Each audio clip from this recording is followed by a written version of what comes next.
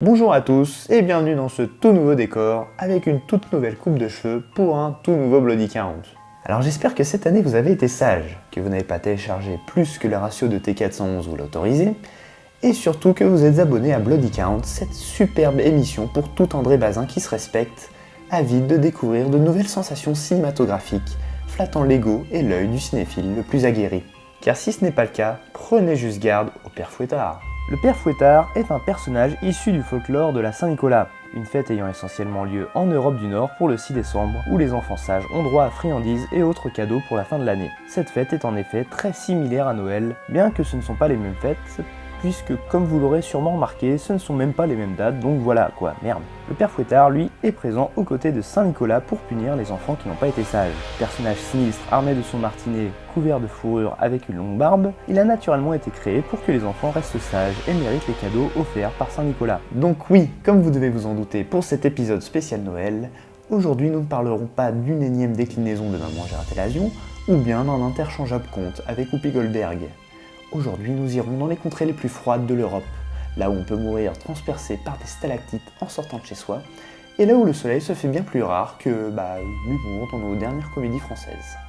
Préparez-vous à un voyage aux confins de la mer Baltique avec Rare Exports.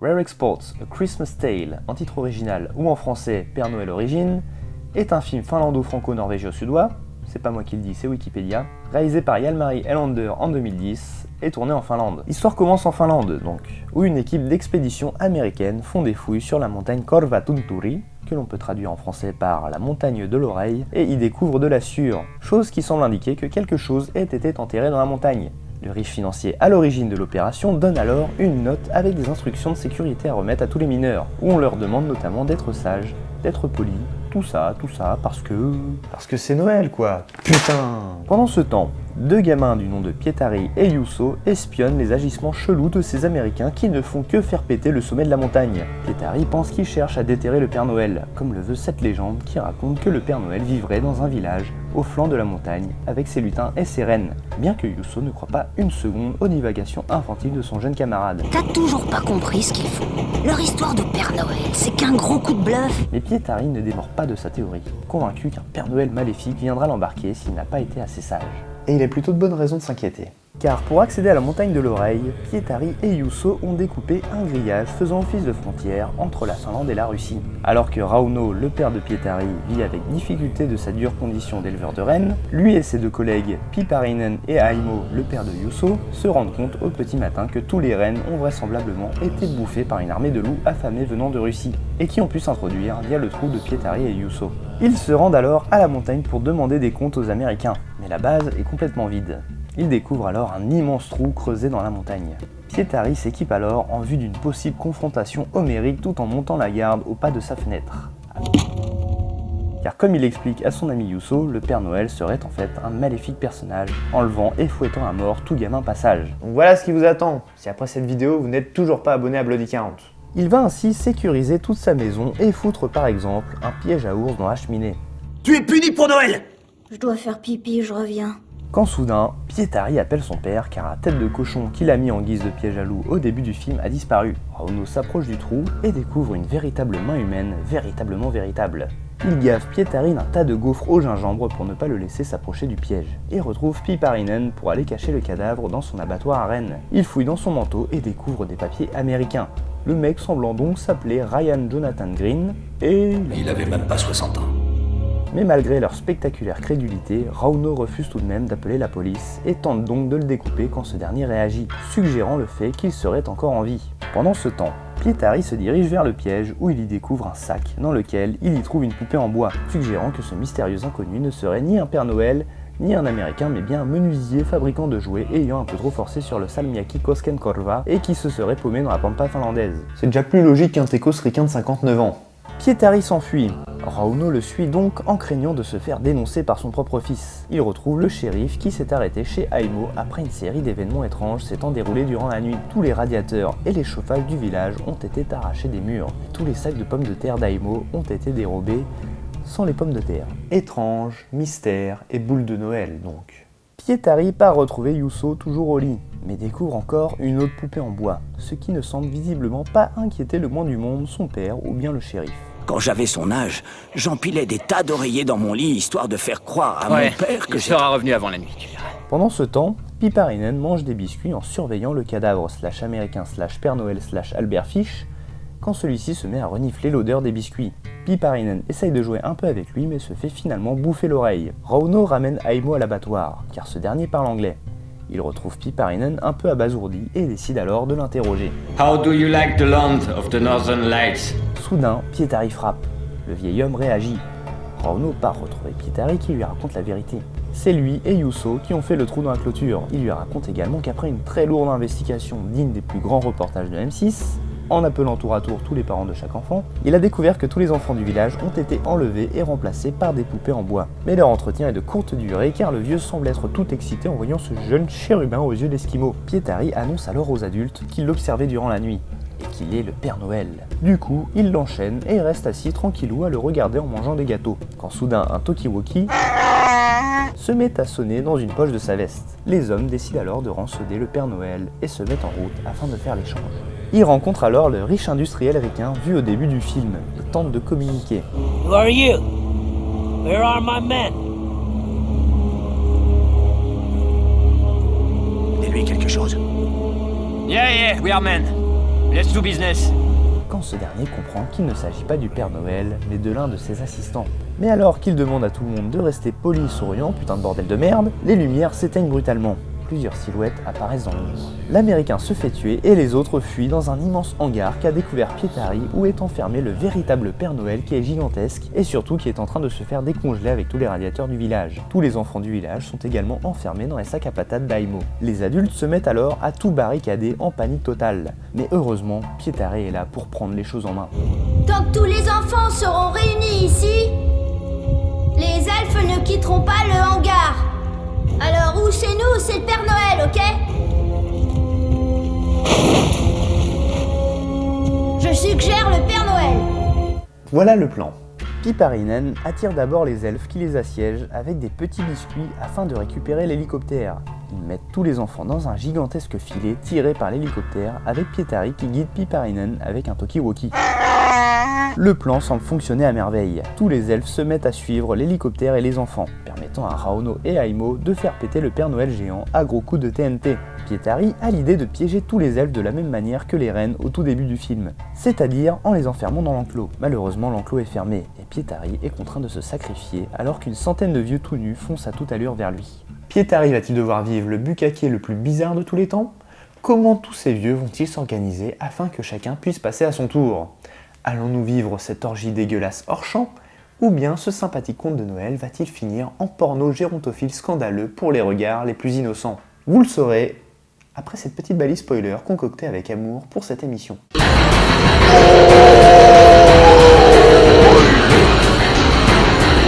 Rauno et Aimo, en ayant pris soin de scier les gigantesques cornes du Père Noël avant de partir, font enfin péter les charges, juste à temps avant que Pietari se fasse violer les fesses par tous ces vilains lutins séniles et pas très sexy, car ces derniers se retrouvent au chômage. Au petit matin, tout le monde se retrouve devant l'enclos, et décide de vendre les lutins en tant que Père Noël. S'ensuit une séquence assez hallucinante où il dresse chaque lutin afin de devenir un bon Père Noël pour l'année suivante. Et c'est comme ça que finit Père Noël Origine. Ça a l'air bien, hein? Ne me contredisez pas, ça l'est. Il faut d'abord savoir que Rare Exports, c'est à la base deux courts-métrages réalisés par Jalmari Elander lui-même, le premier étant Rare Exports Inc. en 2003, qui est un genre de faux documentaire, ou mockumentaire comme on dit dans le jargon, où l'on suit avec un sérieux imperturbable des chasseurs de Père Noël dans des contrées reculées de la Finlande, qui les dressent ensuite en de véritables Père Noël pour les envoyer aux États-Unis dans des gros caissons, comme à la fin de Père Noël Origine. 2 ans plus tard, en 2005, sort Rare Exports The Safety Instructions, ou Exportation rare, les instructions de sécurité, comme diraient nos chouettes camarades québécois. Check bro! Qui prend ici un peu plus la forme d'un film d'entreprise, le court-métrage ayant pour but de lister les instructions de sûreté, comme l'indique le titre, afin de ne pas subir le courroux d'un Père Noël sauvage fraîchement capturé. Et déjà, avec ces deux courts-métrages assez absurdes, Jalmari Elander montre un véritable talent dans sa manière de réaliser ses films, en jouant sur un humour moqueur et plutôt sale gosse, mais fait aussi preuve de petits moments de génie. le cinéaste étant capable d'attendrir les cœurs les plus vaillants lors d'une séquence très émouvante où se confronte le fils de l'un des chasseurs, joué par Pietari lui-même, avec un Père Noël sauvage. Donc déjà, regardez Rare Exports le film, puis Rare Exports les courts-métrages. C'est pas bien grave de voir les courts avant le film ou l'inverse. Mais je dis ça parce qu'il y a avant tout une chronologie entre ces trois films. Père Noël Origine étant le préquel aux deux courts-métrages tournés juste avant. Père Noël Origine aura fait sensation dans plusieurs festivals de genre, dont le festival de Gérardmer de 2011. Mais malheureusement, il aura eu droit à une distribution plus confidentielle dans les salles françaises lors de sa sortie en décembre 2011. Ce qui est franchement dommage vu les influences du métrage, car Père Noël Origine s'inspire très ouvertement des productions Amblin des années 80. Mais qu'est-ce que c'est que ça, me direz-vous ? La société Amblin Entertainment est la boîte de production de Steven Spielberg qu'il a créée aux côtés de Kathleen Kennedy et Frank Marshall en 1981 et qui sont eux-mêmes reconnus pour être les producteurs des films de Spielberg. Le nom Amblin vient d'ailleurs de l'un des premiers films réalisés par Spielberg. Il y a même la silhouette culte d'E.T. sur son vélo dans le logo de l'entreprise. La société Amblin a produit un tas de films cultes des années 80-90. E.T., les Goonies, les deux Gremlins, la trilogie Retour vers le futur, Qui veut la peau de Roger Rabbit, l'aventure intérieure, les dessins animés Fievel et le Nouveau Monde et le Petit Dinosaure et la Vallée des Merveilles, les nerfs à vif de Scorsese, la trilogie Men in Black, Casper, Twister, etc. etc. Il s'agit des mêmes films à laquelle la série très hypée Stranger Things fait référence. Enfin je dis ça, c'est juste pour vous donner envie. Aujourd'hui, la société reste toujours active et produit toujours les dernières œuvres de Spielberg comme Le Pont des Espions, Le Bon Gros Géant ou le futur Ready Player One qui sortira en 2018. Mais également quelques Clint Eastwood comme Mémoire de nos pères, Lettres d'Iwo Jima ou Au-delà, mais aussi le True Grit des frères Cohen, le Super 8 de J.J. Abrams ou le Jurassic World de Colin Trevorrow. Alors bon, la société Amblin bénéficie de bien moins de prestige que par le passé, cela s'entend, et ce sont bien à ces œuvres des années 80 que Père Noël Origine fait référence. Empruntant l'aspect caustique et moqueur des Gremlins, quand il s'agit de critiquer l'aspect mercantile et Coca-Cola du Noël que nous connaissons actuellement, le film prend également cet aspect de conte de Noël pour adultes afin de raconter son histoire, n'hésitant jamais à installer une atmosphère parfois sombre, angoissante, où le hors-champ est utilisé de manière particulièrement brillante.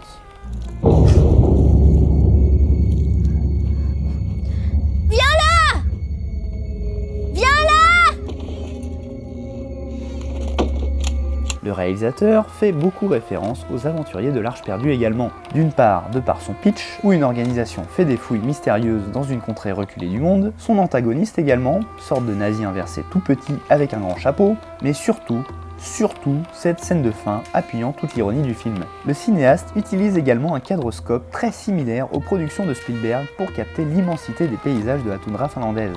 Le film ayant été tourné en Super 35.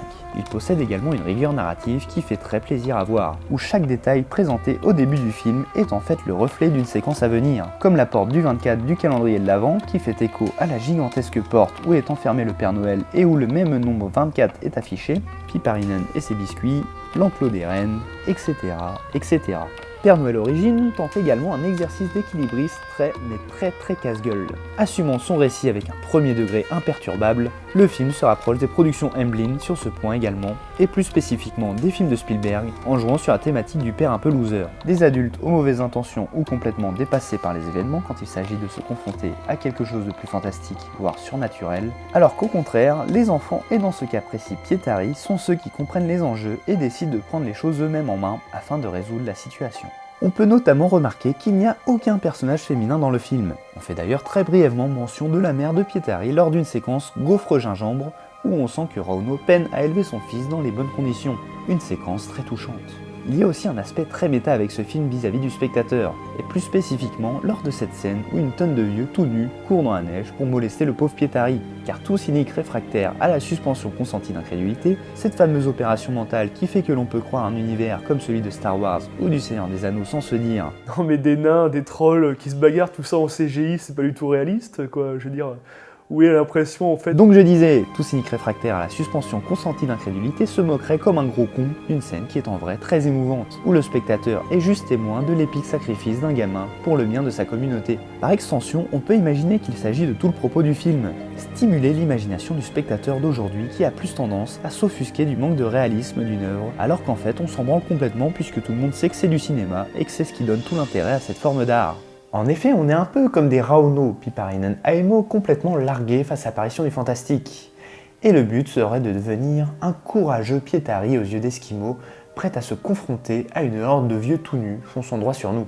Mon Dieu, il fonce droit sur nous! La morale dans tout ça serait de garder cette innocence, cette candeur face à une œuvre de divertissement, au lieu de se la jouer Jean-Michel je me la pète et de déceler le moins de faux raccords inutiles dans chaque plan. Car si l'univers décrit est cohérent, il n'y a aucune raison de ne pas croire à ce que l'on nous montre.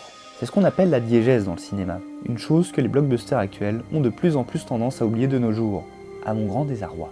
Sur ce, j'espère que vous avez passé de bonnes fêtes et je vous dis à très vite pour de nouvelles vidéos passionnantes. À condition de vous abonner.